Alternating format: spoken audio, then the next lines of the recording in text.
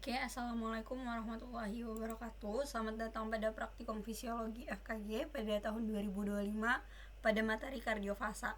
Jadi di sini kita akan ngebahas apa aja. Jadi di sini kita akan membahas tentang sistem sirkulasi yang dia itu punya 3 komponen dasar, yaitu jantung, pembuluh darah, dan darah. Jadi jantung ini fungsinya adalah pompa yang mengalirkan darah, kemudian pembuluh darah yang fungsinya itu saluran yang mengedarkan darah, dan kemudian darah itu dia ngebawa oksigen, karbon dioksida, nutrisi, hormon, dan zat sisa lainnya. Nah, jadi jantung ini adalah organ berongga dan berotot seukuran kepalan.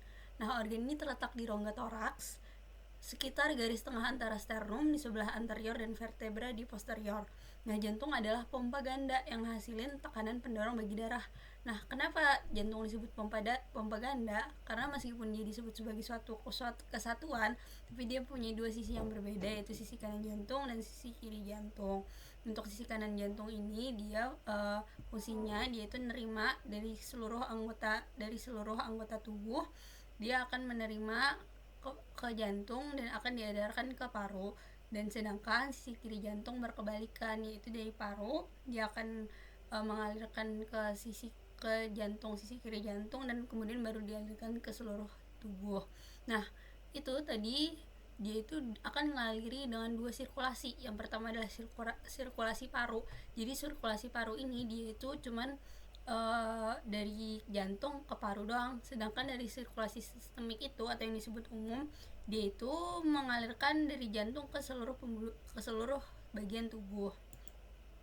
Nah, jadi jantung ini dia itu memiliki dasar lebar di atas dan meruncing di bagian bawah ngebentuk suatu sudut yang tajam. Nah, ini disebut apex. Nah, ketika jantung berdenyut kuat, apex memukul bagian dalam dinding dada di sisi kiri. Nah, ini ada beberapa bagian yang penting. Yang pertama adalah atrium. Atrium bisa disebut juga sebagai serambi. Nah, dia fungsinya untuk menerima darah. Kemudian ada ventrikel, yaitu bilik. Dia fungsinya untuk memompa darah. Kemudian ada katup jantung. Nah, katup jantung ini memastikan darah itu ngalir dari satu arah. Jadi katup itu ada dua, yaitu katup atrioventrikular, di mana dia itu ada di sekitar sini, yaitu memisahkan atrium dan ventrikal, dan juga ada katup semilunar. Dia itu antara ventrikal dan juga pembuluh darah, dia di antara sini. Nah, kemudian ada septum yang fungsinya itu untuk memisahkan bagian sisi kiri dan kanan jantung. Nah, ini adalah beberapa prinsip penting yang harus diingat. Jadi, yang pertama itu darah ngalir dari tekanan yang tinggi ke yang rendah. Ini harus diingat karena ini akan dijelaskan lebih lanjut. Kemudian yang kedua, kontraksi itu ningkatin tekanan di dalam ruangan, sedangkan relaksasi nurunkan tekanan. Nah, ini berkesinambungan sama yang pertama. Jadi kontraksi itu kan ningkatin tekanan di dalam ruangan. Kayak misalnya ventrikel kanan. Ventrikel ini kan fungsinya untuk memompa darah kan. Nah, kalau ventrikel ini berkontraksi, darah yang berada di dalam ventrikel dia itu akan mengalir ke tekanan rendah, yaitu ke bagian arteri pulmonalis, karena dia kontraksi tadi jadi tekanannya kan tinggi, akhirnya dia pindah ke tekanan yang rendah. Kemudian katup AV atau katup atrioventrikular yang berada di antara atrium dan ventrikel, dia itu kebuka ketika tekanan atrium itu lebih tinggi dari tekanan ventrikel dan menutup ketika gradien tekanan di baliknya. Jadi katup atrioventrikel ini bekerja hanya satu arah sebagai pintu. Kalau misalnya atrium tekanannya lebih tinggi, jadi ketika darah berada di sini terus tekanannya lebih tinggi ketika atrium berkontraksi, akhirnya katupnya itu baru bisa terbuka. Kemudian sama juga prinsipnya, katup semilunar terbuka ketika tekanan ventrikel lebih tinggi daripada tekanan aorta dan atau paru. Nah, jadi ini sirkuit lengkap aliran darah. Jadi ini sirkulasi paru. Jadi sirkulasi paru itu dari ventrikel kanan ke arteri pulmonalis, ngebawa darah yang miskin akan O2, kemudian dibawa ke paru. Kemudian di paru ditukarlah CO2 dan O2, akhirnya ngebawa darah yang kaya akan O2 dan dibawa ke atrium kiri. Nah, ini sirkulasi paru. Sedangkan untuk sirkulasi sistemik, yaitu dari ventrikel kiri ngebawa darah yang kaya akan O2 ke seluruh tubuh dengan persenan masing-masing, dan kemudian akan dialirkan lagi ke atrium kanan. Ketika oksigen itu udah ditukar di seluruh tubuh menjadi CO2 dikembalikan lagi oleh vena cava. Nah, ini ada beberapa persenan yang diterima oleh tubuh. Untuk cerebral 15%, coronary 5%, renal 25%, gastrointestinal 25%, skeletal muscle 25%, dan untuk skin 5%. Nah, ini disebutin tadi ya katup jantung. Jadi ini katup atrioventrikular atau bisa kita singkat katup AV. Nah, dia ini dia itu fungsinya tuh mencegah darah itu ngalir kembali ke atrium saat ventrikel berkontraksi. Nah, yang kalau kanan ini dia punya nama lainnya itu tricuspid karena ini ada 3. Kemudian untuk katup kiri dia namanya disebut sebagai bicuspid atau mitral. Nah, ini untuk katup semilunar, dia tuh tadi udah dibilang dia tuh antara ventrikel dan pembuluh darah besar. Nah, fungsinya itu dia tuh mencegah darah ngalir balik ke ventrikel setelah dipompa keluar. Jadi ini ada katup aorta yang dari ventrikel kiri ke aorta, dan kemudian pulmonalis yaitu dari ventrikel kanan ke vena pulmonalis. Kemudian ini ada siklus jantung, yaitu jantung itu berdetak dalam 2 fase utama, yaitu sistol dan diastol. Nah, sistol ini dia itu atrium dan ventrikelnya itu berkontraksi untuk memompa darah, terutama pada ventrikel. Karena tadi ventrikel fungsinya untuk memompa darah, jadi ketika sistol berlangsung dia fungsinya ngeluarin darah dari jantung menuju pembuluh darah masing-masing. Kemudian darah itu dikeluarkan ke arteri pulmonalis ataupun aorta. Kemudian yang kedua adalah diastol. Nah, di sini ventrikel itu mengendur dan darah itu masuk lagi ke jantung. Nah, kemudian darah, jadi ini ada dua bagian ya untuk diastol. Jadi darah itu pertama ngalir secara pasif ke ventrikel. Nah, saat ventrikel dalam keadaan relaksasi, darah dari atrium itu ngalir secara pasif ke dalam ventrikel melalui katup atrioventrikular yang tadi disebut tricuspid dan bicuspid. Kemudian sekitar 70-80% darah itu masuk ke ventrikel tanpa adanya kontraksi atrium. Nah, kemudian sisanya gimana? Sisanya itu bakal diberikan ketika kontraksi atrium. Nah, kontraksi atrium ini ngeberikan dorongan tambahan. Jadi dia itu ngedorong sisa-sisa darah yang tadi sekitar 20-30% ke dalam ventrikel, dimana ini disebut sebagai atrial kick yang ngebantu untuk mengoptimalkan pengisian ventrikel sebelum ventrikel berkontraksi. Nah, kemudian bunyi jantung ini terjadi ketika katup-katup yang tadi disebutkan itu nutup saat darah ngalir. Nah, ada 2 bunyi utama, yaitu S1 loop dan S2 dup. Jadi kalau misalnya dari buku yang aku baca Sherwood itu suara jantung itu bunyinya loop dup. Nah, S1-nya loop, S2-nya dup. Nah, ketika S1 itu ketika katup anteroventrikular itu nutup saat ventrikel mulai berkontraksi, dan yang kedua, bunyi jantung yang kedua itu nutup ketika katup aorta dan juga katup pulmonalis itu menutup gitu saat mulai relaksasi atau awal diastol. Nah, kalau misalnya S3 dan S4 itu bisa itu menandakan adanya gangguan pada bunyi jantung, seperti misalnya stenosis atau regurgitation. Nah, itu bisa menandakan adanya gangguan katup, penyakit bawaan, atau kondisi lain seperti peradangan jantung. Nah, kemudian ini ada EKG. Jadi EKG ini menunjukkan aktivitas listrik jantung yang ngontrol kontraksi dan relaksasi otot jantung. Jadi misalnya kita mulai dari gelombang P, dia ini menunjukkan depolarisasi atrium, atau maksudnya ketika atrium itu berkontraksi dan memompa darah ke ventrikel, atau ketika ventrikel ini relaksasi. Nah, ini terjadi karena ada impuls listrik dari SA node yang nyebar ke atrium. Tuh. Jadi ini ketika fase diastol. Kemudian ada kompleks QRS.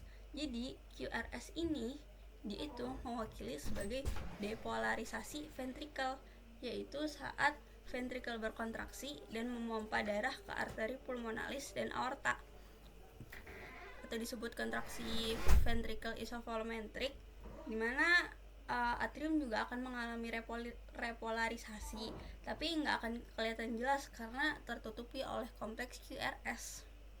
Kemudian ini ada gelombang T, di mana dia itu menunjukkan repolarisasi ventrikel, yaitu saat ventrikel kembali nutup dalam keadaan rileks dan siap menerima darah lagi dari atrium. Nah, jadi kesimpulannya pokoknya gelombang P itu kontraksi atrium atau depolarisasi atrium. Kemudian kompleks QRS itu adalah kontraksi ventrikel atau depolarisasi ventrikel dan relaksasi atrium. Kemudian untuk gelombang T itu adalah repolarisasi ventrikel atau relaksasi ventrikel. Nah, pola ini dia bakal berulang dalam setiap siklus jantung dan memastikan darah itu terus ngalir ke seluruh tubuh. Jadi ini ada lokasi auskultasi jantung sesuai praktikum kemarin. Nah, ini auskultasi ini teknik mendengarin bunyi jantung menggunakan stetoskop. Ada 4 jenis utama, yaitu area aorta, di mana dia letaknya di ruang interkostal kedua kanan yang digunakan untuk mendengar bunyi katup aorta. Kemudian ada area pulmonal, yaitu terletak di ruang interkostal kedua kiri, dia sejajar dengan aorta dan digunakan untuk bunyi katup pulmonalis. Kemudian area trikuspid, di mana terletak di ruang interkostal keempat dan kelima di kiri, dan kemudian digunakan untuk mendengar katup trikuspid. Dan yang terakhir adalah area mitral atau area bikuspid, di mana itu dia terletak di ruang interkostal kelima kiri, digunakan untuk mendengar bunyi katup mitral. Nah, kemudian ini ada curah jantung. Curah jantung ini adalah volume darah yang dipompa oleh masing-masing ventrikel per menit dan bukan jumlah total darah yang dipompa oleh jantung. Dua penentu curah jantung adalah kecepatan jantung, denyut per menit, dan isi sekuncup, volume darah yang dipompa per denyut. Nah, ini curah jantung ini seperti yang dibilang tadi, rumusnya adalah kecepatan jantung kali isi sekuncup.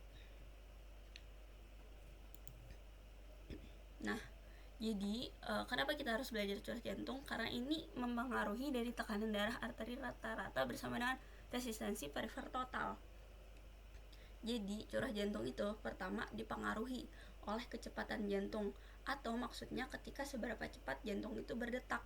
Nah, seberapa cepat jantung berdetak ini dia itu dipengaruhi oleh beberapa faktor, yaitu aktivitas parasimpatis, yaitu kecepatan jantung ini melambat kayak misalnya saat kita istirahat.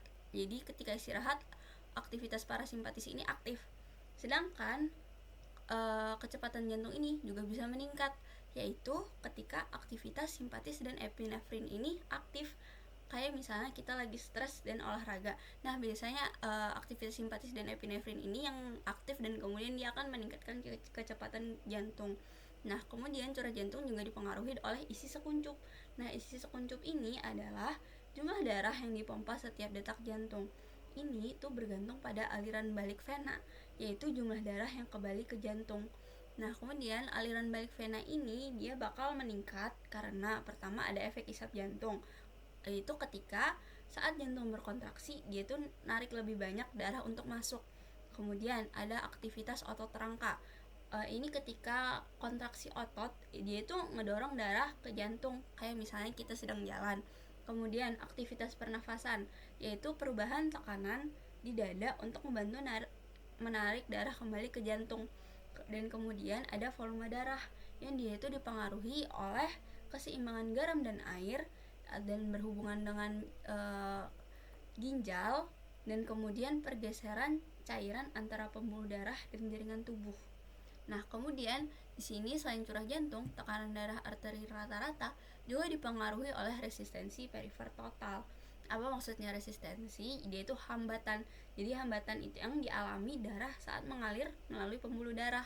Nah, ini dipengaruhi oleh apa? Oleh dua ini, yaitu jari-jari arteriol dan kekentalan darah. Jari-jari arteriol ini disebut sebagai diameter pembuluh darah kecil. Ini dari ukuran dari sini ke sini itu sangat mempengaruhi untuk tekanan darah arteri rata-rata. Nah, jari arteriol ini dipengaruhi lagi oleh kontrol metabolik lokal. Jadi arteriol itu melebar atau menyempit ketika tergantung kebutuhan oksigen jaringan. Jadi kalau misalnya kita butuh oksigen, ya jari-jari arteriol akan melebar, dan begitu juga sebaliknya. Nah, kemudian ada kontrol vasokonstriktor ekstrinsik. Nah, ini maksudnya sama kayak kecepatan jantung, dia juga dipengaruhi oleh aktivitas simpatis dan epinefrin. Nah, ini kenapa bisa gitu? Karena aktivitas simpatis dan epinefrin dia ini bisa nyempitin arteriol untuk meningkatin tekanan darah. Kemudian ada hormon vasopresin dan angiotensin 2, karena dia itu nyebabin vasokonstriksi atau penyempitan arteriol untuk mempertahankan tekanan darah. Ya, jadi ini kenapa harus disempit, karena misalnya kita sedang lagi butuh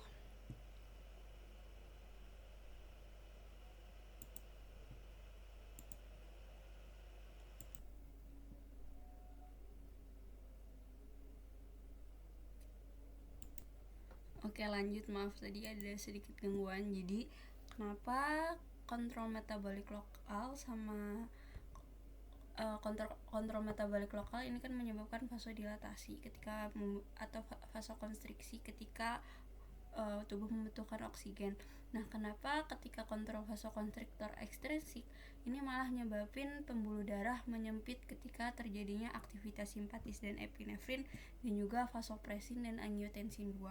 Nah, ini terjadi supaya ketika karena mekanisme ini penting untuk menjaga tekanan darah dan aliran darah ke organ vital, terutama ketika tubuh sedang dalam kondisi tertentu. Misalnya ketika aktivitas simpatis dan epinefrin ini aktif, biasanya itu terjadi karena stres atau shock atau kekurangan darah. Nah, kemudian untuk vasopresin misalnya ketika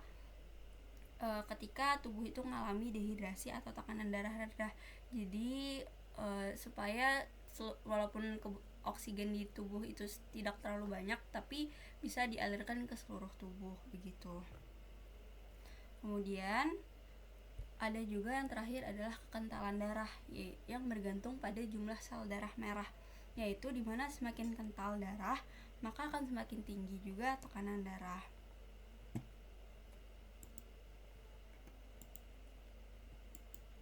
Nah, kemudian ini ada beberapa faktor yang affecting dari heart rate, dan juga ada faktor yang mempengaruhi dari stroke volume.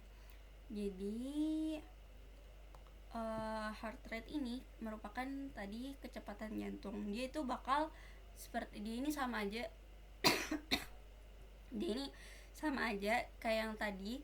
Sesuai bagian tadi ada inervasi otonom, kemudian ada hormon, ada fitness level, dan juga ada umur. Kemudian ada stroke volume, dia itu dipengaruhi oleh besarannya jantung, kemudian fitness level, kemudian ada gender, contractility, kemudian durasi dari kontraksi itu, kemudian preload dan afterload, dan kemudian akhirnya seperti rumus yang di awal tadi, curah jantung kali heart rate kali stroke volume atau kecepatan jantung kali isi sekuncup. Nah, kemudian ini ada faktor yang mempengaruhi curah kerja jantung secara langsung. Jadi yang pertama adalah metabolisme basal tubuh, yaitu ketika semakin tinggi metabolisme basal, misalnya ketika individu dalam aktivitas seluler tinggi atau misalnya tubuh sedang mengalami demam. Nah, semakin besar kebutuhan oksigen dan nutrisi, sehingga curah jantung itu meningkat untuk memenuhi kebutuhan tubuh. Yang kedua itu ada kerja fisik, yaitu saat seseorang melakukan aktivitas fisik, otot itu membutuhkan lebih banyak oksigen dan nutrisi. Nah, jantung itu ningkatin curahnya dengan ningkatin denyut dan kekuatan kontraksi untuk mendukung suplai darah ke otot. Kemudian yang ketiga ada usia, yaitu seiring bertambahnya usia, elastisitas pembuluh darah dan efisiensi jantung dalam memompa darah itu dapat berkurang. Misalnya pada bayi dan anak-anak, mereka itu memiliki curah jantung yang lebih tinggi dibandingkan orang tua karena kebutuhan metabolisme yang lebih besar. Kemudian ada ukuran tubuh. Orang dengan tubuh lebih besar cenderung memiliki volume darah yang lebih banyak dan permintaan oksigen yang lebih tinggi, sehingga curah jantung mereka itu cenderung lebih besar dibandingkan individu dalam tubuh lebih kecil. Nah, ini kemudian ada pengaturan pemompaan jantung. Jadi ini sesuai praktikum yang kemarin, yaitu pertama posisi berdiri dan posisi berbaring. Nah, posisi berdiri ini pengaruhnya apa? Jadi gravitasi itu nyebabin darah itu cenderung berkumpul di bagian bawah tubuh atau ekstremitas bawah. Nah, dampaknya itu aliran balik vena itu dia tuh nggak bisa balik lagi ke jantung karena kan ngelawan gravitasi kan. Nah, sehingga curah jantung itu sedikit berkurang. Tapi dia ini dibantu oleh pompa otot rangka, dimana saat kita misalnya diam terlalu lama tanpa bergerak, aliran darah ini dia itu bisa melambat dan tekanan darah itu turun dan bisa terjadi ada risiko pusing atau pingsan. Nah, kontraksi otot rangka ini ngebantu ngedorong darah itu supaya balik lagi ke jantung. Nah, kemudian ini ada posisi berbaring. Nah, dalam posisi berbaring ini efek gravitasinya itu lebih kecil sehingga darah itu bisa mudah kembali ke jantung. Nah, ketika aliran balik vena meningkat sehingga curah jantung itu biasa lebih stabil dan optimal, dan kemudian untuk efek dari pompa otot yang tadi itu tidak lagi terlalu diperlukan. Nah, kemudian ini ada faktor ekstrinsik yang kayak aku bilang tadi, simpatis itu dia itu akan meningkatkan kerja jantung ketika misalnya kita sedang lagi stres atau sedang olahraga. Sedangkan kebalikannya untuk parasimpatis dia itu nurunin dari kerja jantung kayak misalnya saat kita sedang istirahat. Ini ada beberapa efek sistem saraf otonom pada aktivitas jantung, tapi intinya sama kayak ini. Nah, kemudian ini ada efek perangsangan saraf simpatis dan parasimpatis. Nah, untuk efek perangsangan saraf simpatis dan parasimpatis ini tambahan aja, jadi mungkin bisa dibaca sendiri. Mungkin itu aja yang bisa aku sampaikan. Terima kasih banyak telah menonton. Mohon maaf jika terdapat kesalahan. Terima kasih banyak. Assalamualaikum warahmatullahi wabarakatuh.